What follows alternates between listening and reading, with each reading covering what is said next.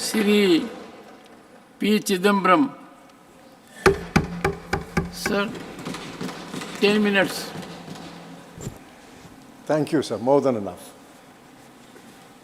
Sir, after listening to the learned professor of Lucknow University, I'm sure that all of us are convinced that Amrit Kal has begun. And by going the number of times he was applauded by the treasury benches, I think he should be in line for a ministership now. I wish him well.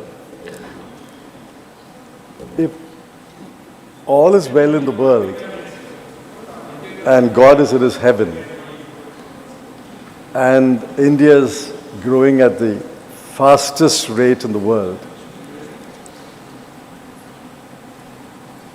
why is the impact of that growth not felt on the ground? This is the question which my friend Derek asked, and I try to supplement that in the few minutes I have. We are a large economy. We are growing at the fastest rate in the world. We are innovative. We have the largest FDI coming into the country. But why is it not seen on the ground? And I specifically want to ask, why is it not seen in the inflation numbers and the unemployment numbers? Let's take only those two.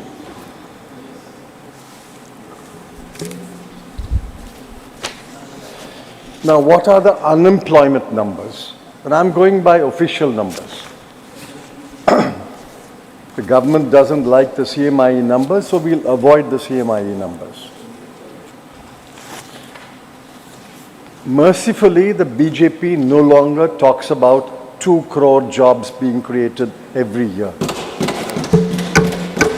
Thank you for small mercies that you are not making these tall claims.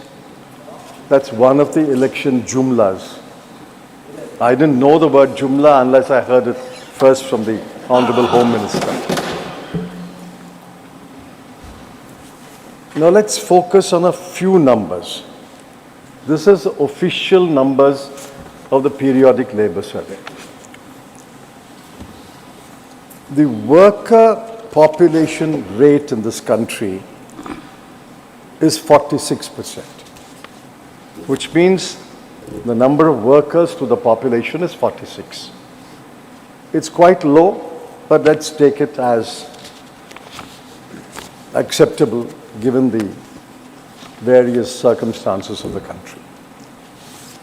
Of the worker population, that is 46% of the total population, male worker population is 69%, but the female is only 22%. Of the worker population, less than 50% actually work. So if you apply 50% on 46%, effectively it means only that 23% of the people work.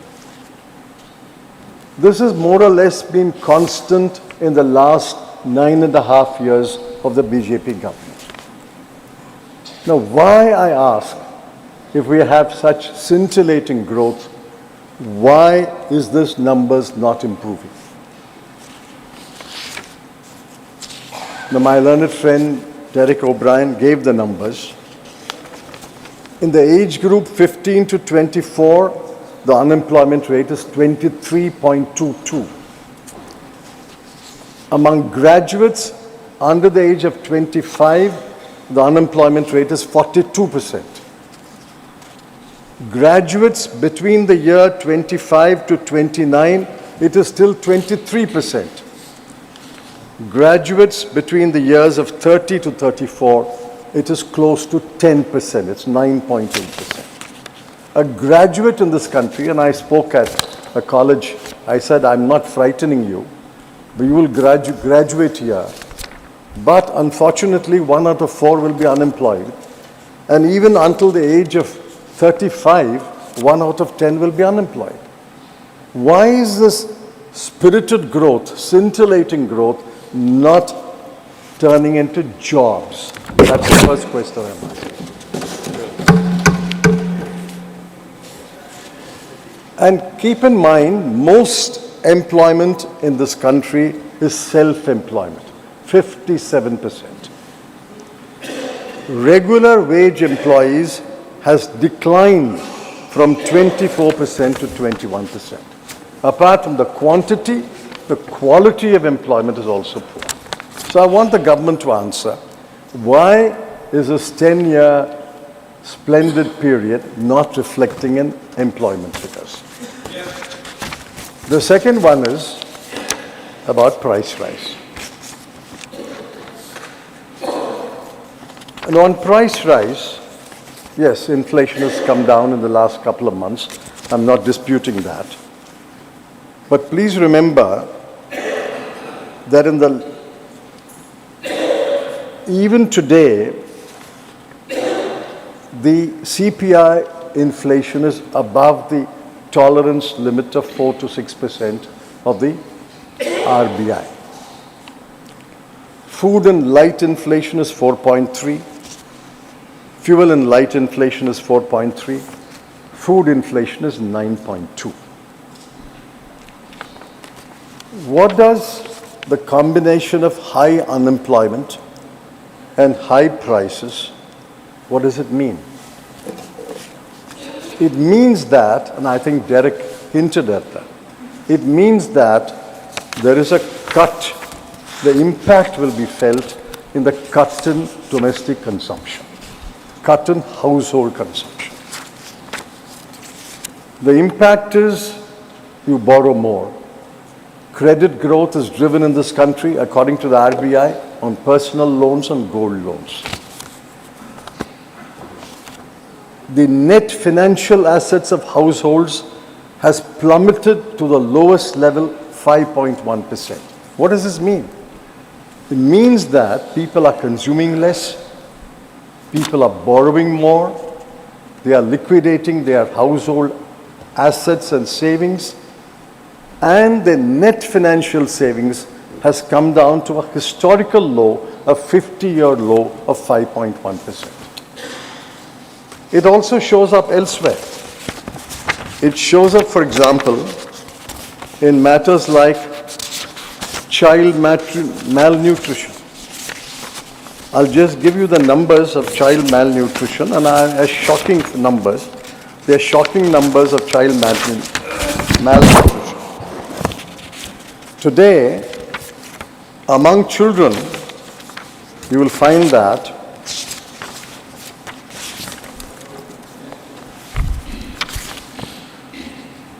16.3% of children are undernourished, 19.3% of children are wasted, 35.5% of children are stunted. It shows up again in the food that the children get. And add to that Derek's numbers, under the age of 5, so many people die because of hunger. Why is it not showing up in consumption? It also shows up in education. Their mental growth. Today, in a class 8, only 70% of the children can read a class 2 text. And only 45% of children can do basic arithmetic. In class 8, you can't do basic arithmetic, you can't read a class 2 text. So ultimately the question is, who is this government for? Is it for the poor, or is its policy so skewed that it is favor of the rich? The numbers are undisputed.